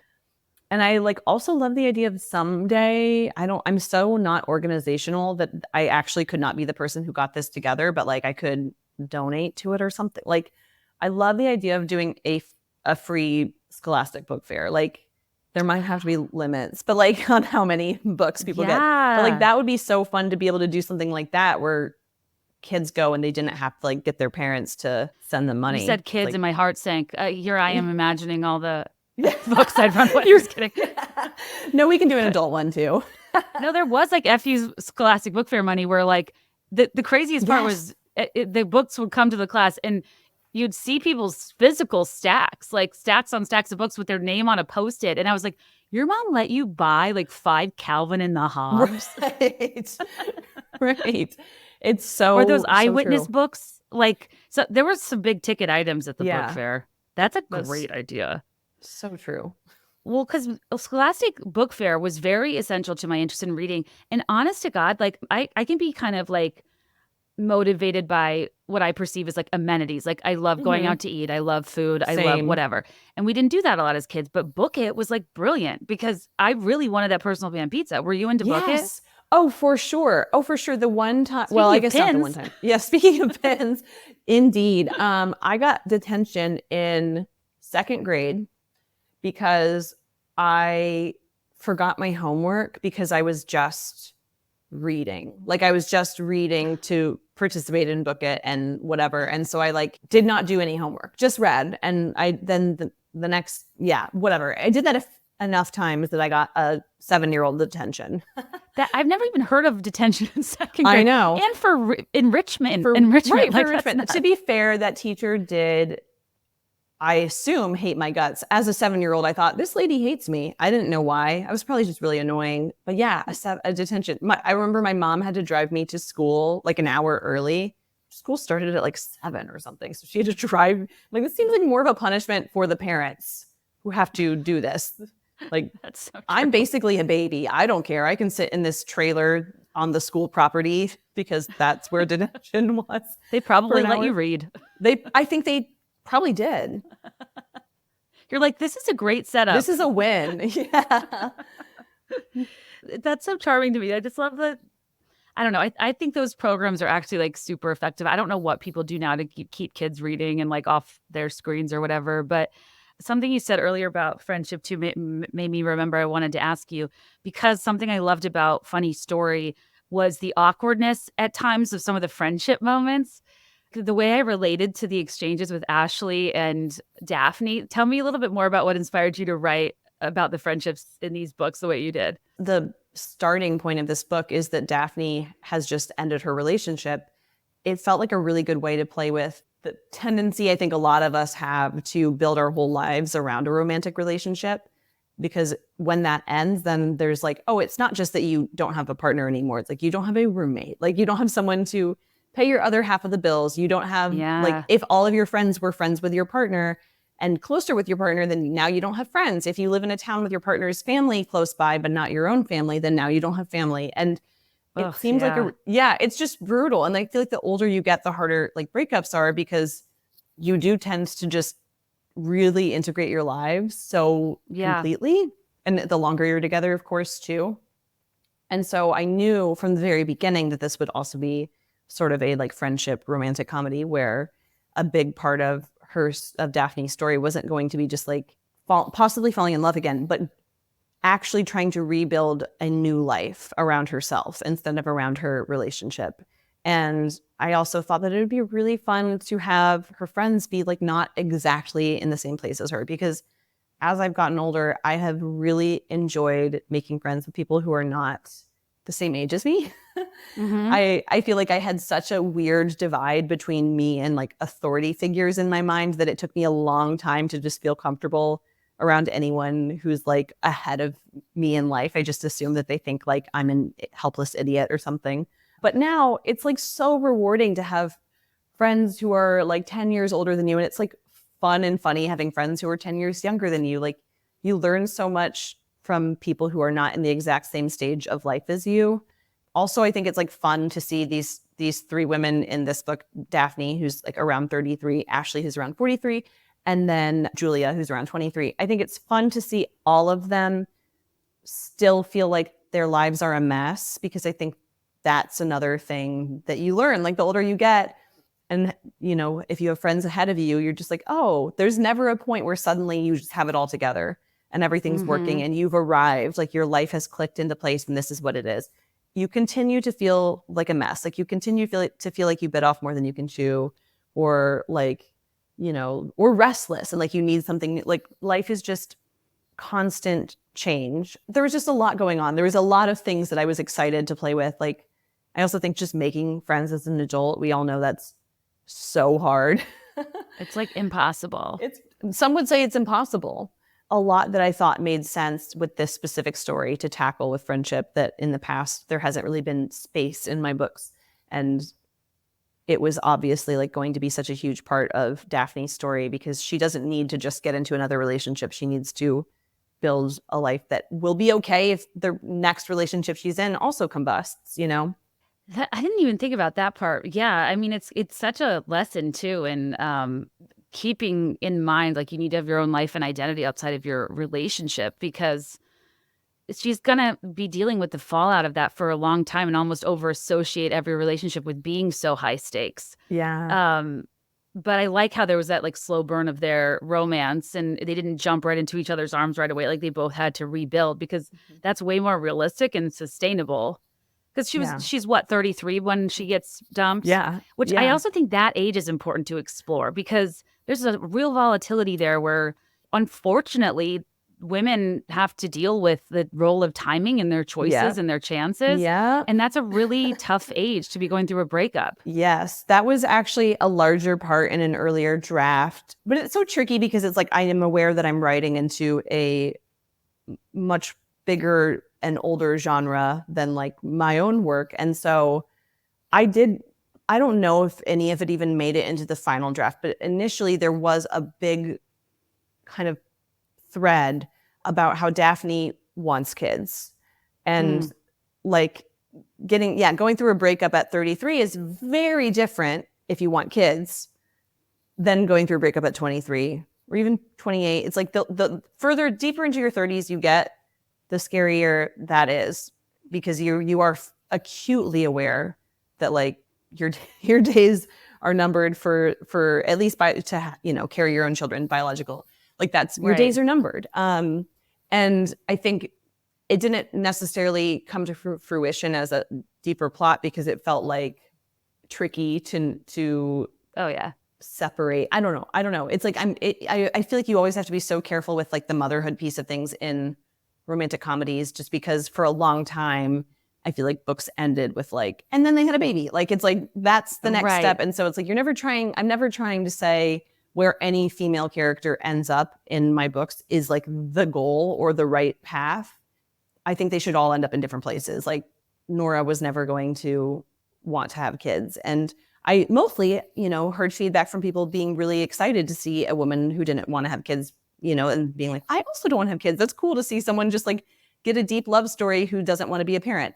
But then I also did get some comments and messages from people who were like, basically saying, I think Nora would change her mind now that she's like, I know. I was like, wow, even fictional women can't handle this. Yeah. And it's like, can't women just exist? I mean, it's just wild. It is. You're like we project so much, I think, onto female characters as far as like they're responsible for like whatever one of them is doing, you're going to take it as like, we're saying that's the right path in a way that I don't know that we see that as much with male characters, like the assumption that the author is making some kind of statement about what's right for men because this man did this thing. Yeah, right. No one's writing in about the like contours of the details of like stoner culture. Right. Which also I was like, she definitely spent some time with boys in basements who listen to jam bands. Yes. I have a soft spot for a stoner, like with a warm heart and a knowing smile. Same. I do too. I know. And you know what? That was another thing too. It's cool to me when I get feedback from readers that's all over the map because it reminds me that I have readers who are in such different phases of life and who have such different ideas and preferences and whatever. But it's kind of funny because I remember with Happy Place, there's a scene where all of the friends who are like in their 30s do edibles at a fair and like have a nice time. And I did get tagged in some reviews from people who were like basically disgusted that these characters would do edibles. And when I say edibles, I mean like it was like THC. Gummy. Yeah, it was gummies. Yeah. It wasn't like they were like, I mean, even if it was shrooms, I guess I am surprised that people would care that much. But yeah, it's interesting because with Miles, I was aware based on how people reacted to the edibles scene that I was like, there are going to be some people who just are like, I will not empathize with or swoon over like this stoner dude. But like that was part of his character and it had to stay. And I feel like for millennials and probably Gen Z, like nothing registers as strange about it. But I think some readers are still sort of like, wait, so he does drugs. Yeah. For you, McGruff, the crime dog, relax. Yes, they're legal. That dare training really kicks back in, and you know how to say no. I feel insane reading reviews of fiction books because the way people's artistic choices are questioned, it's like, well, it's made up. That's what the character is and does. It's not a broader endorsement of anything. It's pretty bizarre. And people, I think like it's just nice I think the bottom line is people like to feel represented in some way, shape, or form. Yeah. And I think that having characters that represent being at all different points of the spectrum as a female in her fertile years is helpful, because there are a lot of people that are on the fence and don't know or Yeah. really. And it's also like you can be an empowered feminist and who really wants children, who really wants love, and like that's okay, and be proud of that. And it doesn't negate anything about your independence. Yes. And even having Taylor Swift say in So Long London, like, "I'm so pissed I gave you all of that youth for free." I was like, "Taylor, that was important, and I'm glad you said Yeah. that." Yeah, it really is. I mean, it's something that you just don't really think about being such a big, there are two things. I feel like insurance is a thing that as a kid, you don't realize how much of your life is going to be spent thinking about insurance, and like that insurance is going to be so important to you and how many decisions you're going to make around Totally. insurance. You're like, as a kid, you're like, I don't even know what this is. As an adult, Yeah. you're like, I still feel that this is not real. Nothing, it doesn't seem to work, but it's like something you spend a lot of time thinking about. And I think for like women in their 20s, I don't think I would have imagined all of my friends experiencing that kind of panic. Like that kind of panic. I think it just felt like we're all just kind of going with the flow, and whatever happens, happens. And then, as you get older, you figure out what's important to you, what your priorities are in life. And I have friends who are like now to the point where they're like, I'm definitely not having kids, and that's great. And I have friends who have kids, and I have friends who are like dying to have kids and are not like, are not in a relationship. Like it's not even, they're just like, well, I don't want to be a single parent. Like I don't want to do that, but I do want to be Right. in a partnership with kids. And like, now I'm 35, and what does that mean? Like how I have to find someone soon. Yeah, it's so weird. The things that you just, I don't feel like, I feel like I wasn't prepared for almost anything in adulthood. And I guess that's another argument for fiction being so important, because everything I do think I was prepared for and knew about, I probably just mostly learned from books. Well, no, I think you're so right. It's like kind of how I was saying I was reading your books when I was in a part of my own like womanhood and relationship that was deeply unsexy and I wasn't in the peak romance phase of Yeah. my life and relationship. I think that's the interesting thing about life is a lot of life isn't that the beautiful early days start to a romance, but they're so cherished and so much fun to read and to revisit. And I think like our lives do get so complicated, especially stuff like kids, stuff like partners. It sits at the intersection of joy and heartbreak, and someone else's milestone is someone else's point of grief. I like having fictional layered female characters that aren't just easily able to fit in one box, and that you leave some like room for interpretation by not saying what ultimately happens with them. Yeah. Because, it's not always that simple. I'm trying these days to read fiction from a place of like, I don't need to be judging these people as like they should be perfect humans, always making the best decisions. I want them to be interesting characters. Yeah. I find that too. I think it's really interesting how often you'll read reviews from people who are like, oh, well, I didn't like these characters. I found them unlikable.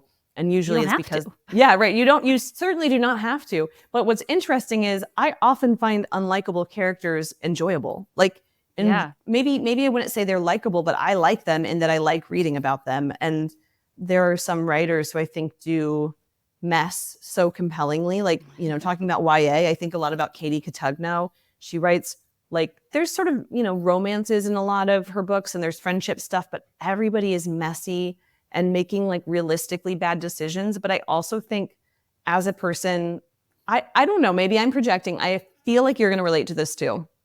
I was a person who avoided making mistakes so diligently for my entire life. I feel like I was very rarely impulsive. I always chose to do what I thought was the smart thing and not just like what would be instantly gratifying. I have been so careful in so much of my life. And there's something so rewarding about reading something about someone who is making mistakes. I think it's just interesting to me because it wasn't like how I feel like I moved through life. I certainly made plenty of mistakes, but I was never like giving myself permission to, ever.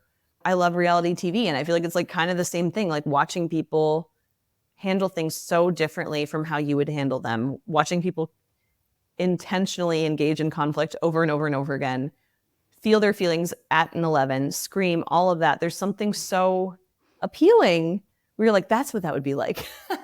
Like I get to see it without having to commit to it. Totally. Anytime I'm watching Bravo, whether it's Housewives or The Valley or Vanderpump, I'm just like, I've maybe gotten into this type of argument once in my life, and these people do it multiple times a week. Like, who is yelling at their friends all the time? I know. Who cares that much about what your friend's doing with their life that you have to insert yourself? I do not operate in those extremes. That's why it's almost escapism for me. Yeah, totally. And kind of the real subversive thing about Real Housewives is that it has absolutely nothing to do with their homes, their partners, or their kids. Right. That's such a good point. It's basically just them going on vacation or out to dinner and getting invites.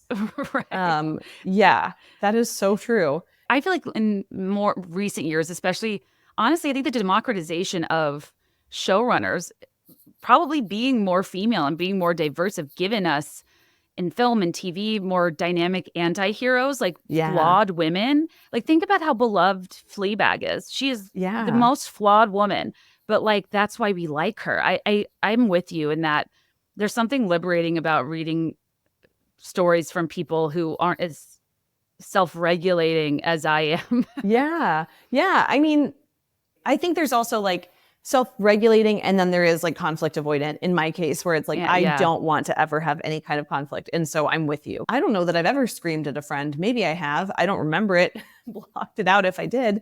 But I find it so interesting to watch people whose livelihoods kind of like their job is to confront each other about everything. Like, that's what they're getting paid to do, and you're like, I don't know. I feel like it's good for me in some way that I can't really vocalize.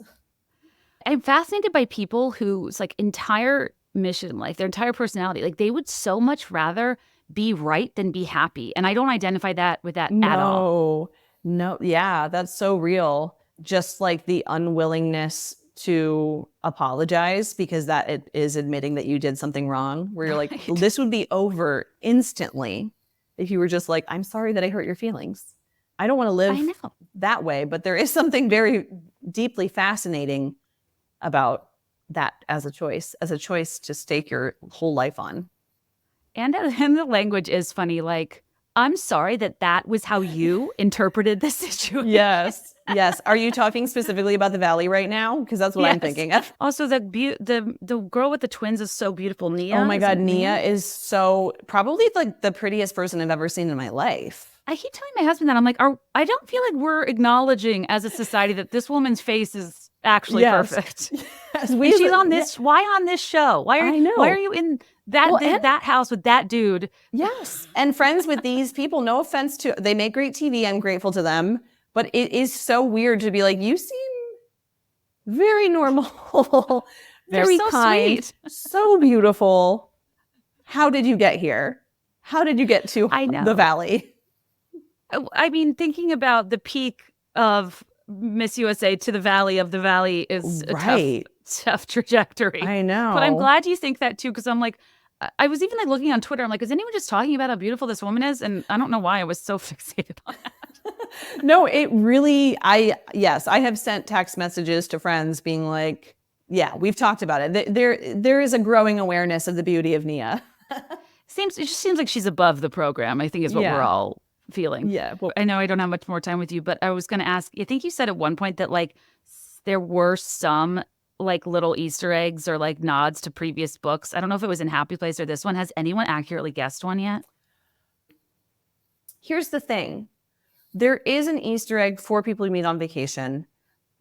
But as I say that, I'm not confident if the thing that I used is actually specifically from the book or if it's from the screenplay, which I've read 5 million drafts of.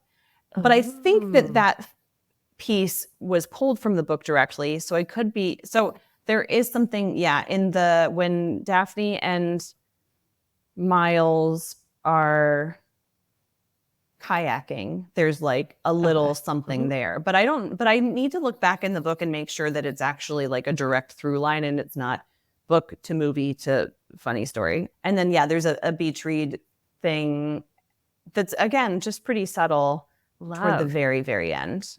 So Toward the end? Okay. yes. I'm writing this down. And one of the movie, well, is there a movie adaptation of Funny Story Not in the yet. works? Yeah. Can you say that? Okay. I can't say that.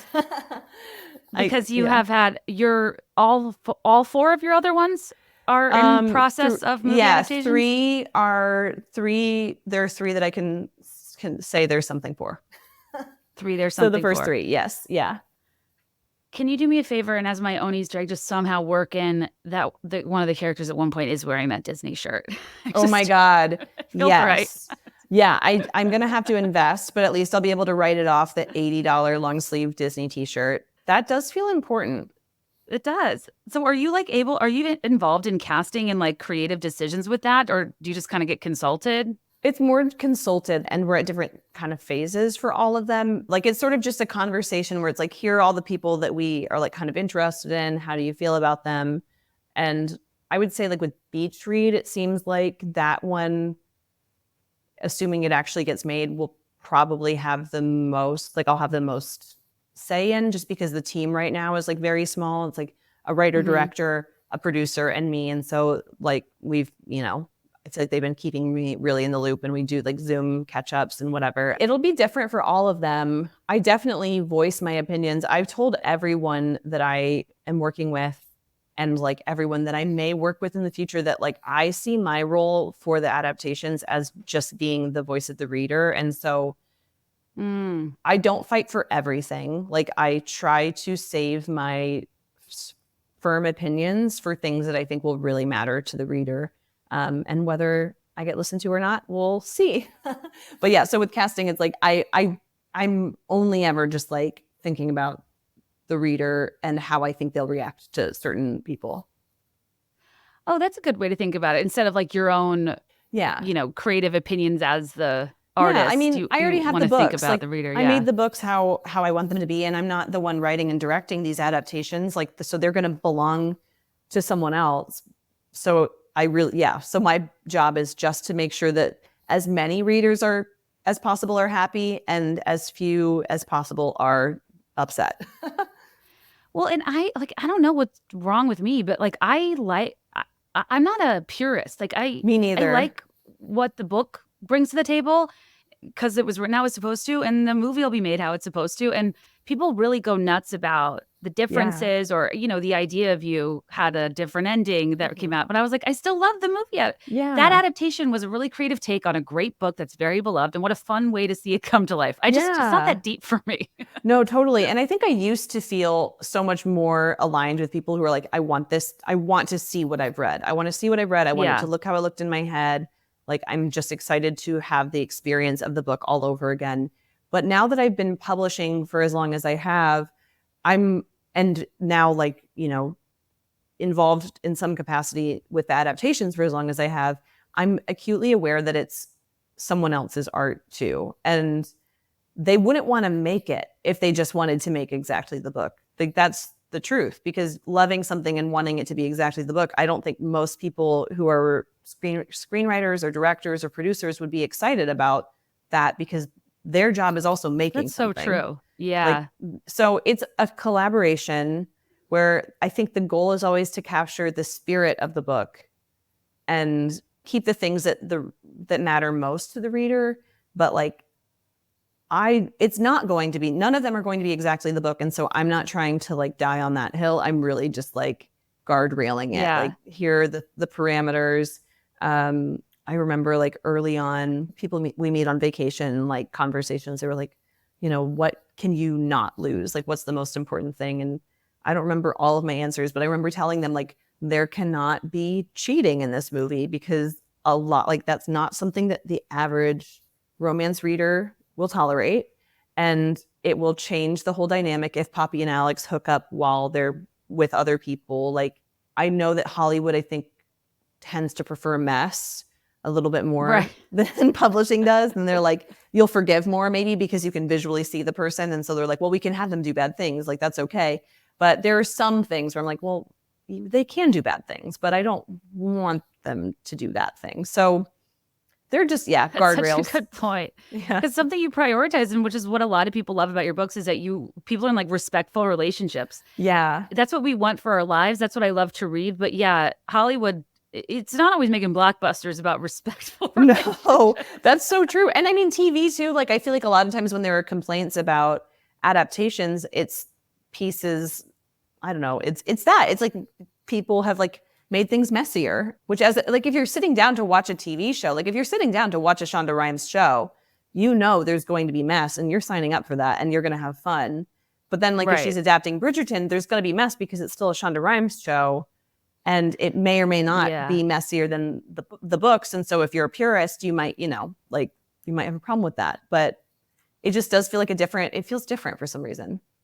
That's such a good attitude. And one I haven't heard before from an author that I think is just a better way to maybe go into something where you lose control. The other people as artists in their own right, and like your work of origin, I think that's really interesting. Okay, before I let you go, I just have to know, like, what's the vibe with Tortured Poets? Are you listening? Is it growing on you? Did you always like it? I always liked it. I'm actually a little bit surprised how many people, like, it feels more polarizing than I would expect it to be. It seems like a lot of people I've been hearing a lot of people say that it's growing on them. And I really loved it from the beginning. It's not like every single song is totally etched into my brain, but there were a lot that I thought were really special and different. Like, I think So High School is so good. And it's cute. It's cute. And I love the sound of it. It sounds like kind of like Cocteau Twins and like, I don't know, just sort of like 90s girl pop. Like I feel like it sounds like a band that would be playing at the teen club in Buffy. Compliment. Yes, you're so right. Yeah. What are your thoughts? Where are you at with it at this point in time? Well, I think that by sheer nature of volume, no one could give it a fair assessment early on. So I think like any review of it upon first listen just wasn't enough because it needed to aerate. And like with every spin, every swirl, like it opens up, and I have like new favorites the more I get into it. I think like Guilty as Sin is just such a sexy, catchy as hell song that I love. And I love the way she says certain words, and that'll get me hooked on a song because I'll get excited for that part. Like in the bridge, the way she says upper and thigh is like exciting. Totally. No, you're right. You are right. Yeah. But I'm loving the Black Dog, which for our discussion about locations, she maybe needs to make things up because now the Black Dog sells merch. I'm sure you can't get in. Everyone on Cornelia Street I'm sure has been pissed since Lover. Right. There's a real pop culture tourism that happens when you name drop your location. Well, and she could do made up locations that they're still Easter eggs so that the diehards can figure out what it is, and they will. They absolutely will find it if she gives even a whiff of truth. I'm like, I don't know. I wonder how the Black Dog owners are feeling about that. I mean, they're probably happy at this point now that they're prepared for it. Cashing in. Yeah. Cashing in, I think.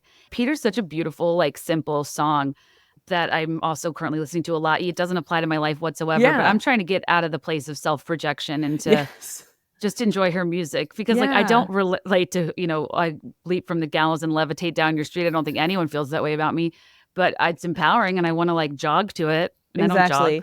Yeah, right. It makes you want to jog. Down Bad weirdly does make me want to jog. I'm like, I want to cry and jog. That would be fun. I want to cry at the gym. Yeah, that sounds great. Something that one of my friends says about Taylor Swift albums that I think is so true is that like, okay, so we love her because we relate, like she, pulls out the deep feelings and whatever, but it's so interesting how ultimately all of her albums are just about her and we're listening to them to like think about Taylor Swift. You're like, I'm going to listen to the new Taylor Swift album about Taylor Swift so that I can think about Taylor Swift and what she's going through right now. And I can like go through her history and think about her exes and whatever. It's just so interesting. I can't really think of another artist who is doing that, where you're like, she's gamified her existence. You're so right. And this album was so self-referential. Yes. Like, now we have more songs. I think she's like colloquially joked about for writing these breakup songs, but I'm like, actually, she has way more scathing songs that are like directed toward like the public, Scooter, Scott Borchetta, like about her fame. Yeah. And I mean, with the first time I heard But Daddy I Love Him, I was like, whoa. I know. So I haven't seen it. I'm not really actually on social media that much. Are people mad about But Daddy, I Love Him? I've been curious because it's so... I don't think they're mad about, like, a lot of people weren't happy about the Maddie Healy relationship. Right. And I think people were so Yeah. shocked that this album has so much to do with... Oh, yes. I think it's kind of a concept album of like a torrid love affair that you kind of are manic in, and the intensity and reality of the feelings while it's happening aren't proportionate to the longevity of the Yeah. relationship. And I think But Daddy, I Love Him was just her being very clear that, like, you can't write a public open letter to me to tell me to break up with somebody. Like, you Right. can't control me. Like, I would rather burn my whole life down quite Right. literally than listen to one more second of all this bitching and moaning.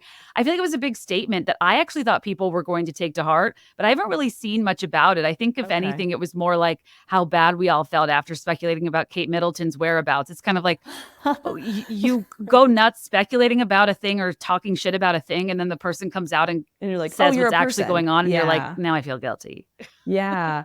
I also have so many questions about, like, I just want to know if, like, Tree Payne had like a plan that she was like, here's what Maddie has to do so that he can stay. Like, I'm just dying to know what all of the conversations were when all of this was happening. And I think there was a subset of fans who went too far in, like, writing that letter. But I think it's also about her parents, about her team, about her camp. Like, everyone being like, this is bad for your image in every way. And maybe they were genuinely scared. And honestly, like, yeah, he's a controversial dude who, like, part of his, like, what he calls art is like performance art and shock. irreverence. That Shock. yeah. He's kind of edgelord troll. in that vibe. And yeah, that was going to present a problem for her long term. And I guess this was her statement that she does not care what people think. And I don't know. I think you can take from that what you will, but it also kind of made me laugh because she's such a, like, haters gonna hate type that gives people a lot of motivation I feel like now so many young girls that are going to have the rite of passage of creating captions that are like middle fingers to a person that was well-meaning in their feedback, but now they can be like, I won't listen to all these vipers dressed in empath's clothing. Right. Thank you. Right. Oh my gosh. It's like, well, I think you hurt your friend's feelings. I don't know if you're a bumper. But anyways, she's Emily, so you're dramatic. We love her. So we do love her. We love the drama. I loved this book so much. I might give it a second read when I'm in Northern Michigan, just to, like, crime scene of the crime. Yes. But what are you keeping up on the book a year trajectory? Are you still writing? Yes. So I would say as of 1 month ago, I was saying, yes, I am keeping up. It's been a wild ride. I'm working on something. The first draft was like a blissful experience. The second draft has stalled a bit, to be quite frank. And so I'm doing like weekly calls with my editor where we're just kind of trying to talk through my questions and see where things go. But yeah, so there's something that I'm like, was so excited about and kind of broadcast that excitement in my newsletter. And then of course, a month later, I was like, why did I do that? I'm dying. So right now the answer is, I don't know. There might be a book next summer. I think my whole team is counting on it, but we'll see. I also am really grateful to have a team that will not let me put anything out that isn't ready. So like, if it's not good, it's not coming out yet. Yeah, that's my preference. Like, they could so easily be like, well, people are going to buy it, so just put it out, whether it's good or not. But that is not what I want to do. It's not what they want to do. So we'll see. I'm hoping there will be one next summer, but if not, there will be one soon. There will be one eventually. That's the plan.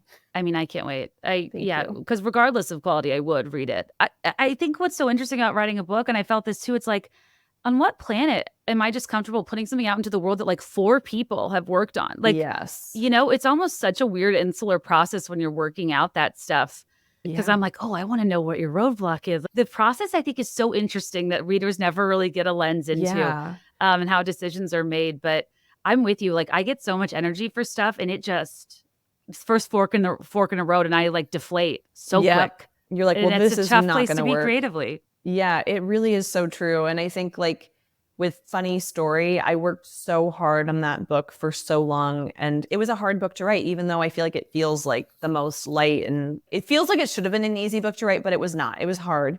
And I thought that I would need a year off after it. And I took some time off. And then this new thing just poured out of me.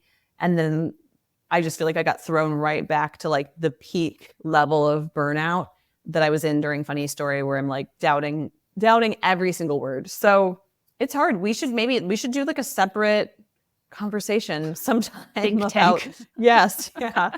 Or just like swap our books and finish them for each other in the future. When I was finishing mine, I like reached out to everyone I knew who wrote a book, and I was like, oh, this is awful. Like those final weeks, I was like, did you feel like, oh, I'll never write a book again? Why did I do this to myself? This is a terrible idea. This will be career ruining. And they're like, oh yeah, that's the process. Yeah, and I was that's like, part of it. Cool. Yeah, it's so weird. I think the thing that sets someone on the route to become a publishing writer or any kind of like working artist is that you have that addictive experience young enough where you have a really good time writing and you're like, oh, this feels so good. Like I want to do this every single day. But then the whole rest of your life is chasing that feeling and you get it for like 30 seconds at a time.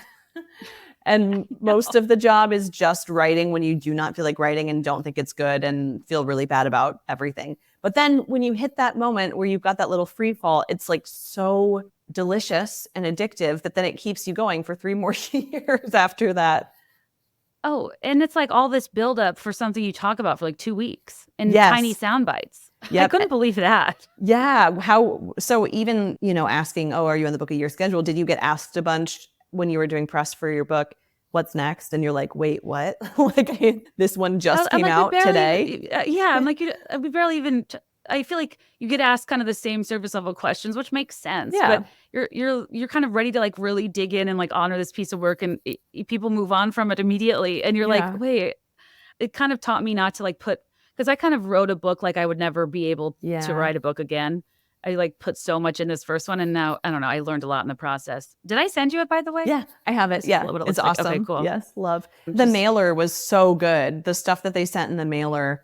I have this right next to me. This came with it. It's a camera for those. You know what's funny? The stuff that they sent, I had to pay for all of that out of pocket. I like bought promo cell. Oh yeah. Oh my gosh. I mean, because I wanted it to feel like pack of 2005, like going out with like a straightener and a camera and blah, blah, blah. But you'd be surprised how disposable cameras are very expensive. It is so weird. Yes, I know that to be true. I have tried to get them in recent history. And just like getting film developed at this point is so expensive. Like I feel like the cheapest option is buying, for reusing, not for mailing 20, 40 out, but the Polaroid cameras are like a much more sound investment for reusability. They really are. I know. Yeah. I'm just hoarding disposable cameras at this point. For what? I don't know. I'll never get them developed. But book I think two. The spirit of going to a zoo or an aquarium and getting back a roll of film and they're all just photos of the reflection of the glass. Yes. Yeah. I love that. I love that spirit of like, I'm gonna want this artifact and I'm gonna look at this later. Well, and I do feel like even though the pictures are clearer, I do feel like my entire phone is kind of that, where I'm like, why am I even taking pictures? I'm truly never going to look at these ever again. And when I get a new phone, I usually am like, well, this one's so full, I'm not going to transfer anything. I'll just start over. So the pictures are just lost to history. Except for the ones you took last week at Disney, those will stand the test of time. Yes, they're very, very good. Those will be printed in a coffee table book. Yeah, never have I looked better than in an Orlando summer day at Disney World.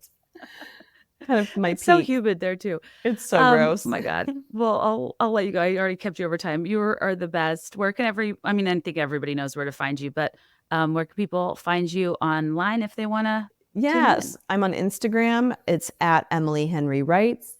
I also have a very shoddy website that I think is emilyhenrybooks.com. I'm 90% sure. Yes, and a Substack. And you can sign up for my Substack at the link in my bio on Instagram or on my website I don't know, it probably says grocery list. My Substack is called My Grocery List. And that is my primary way of communicating with readers. So come find me. Awesome. Thank you so much, Emily. Thank you, Kate. This was so great.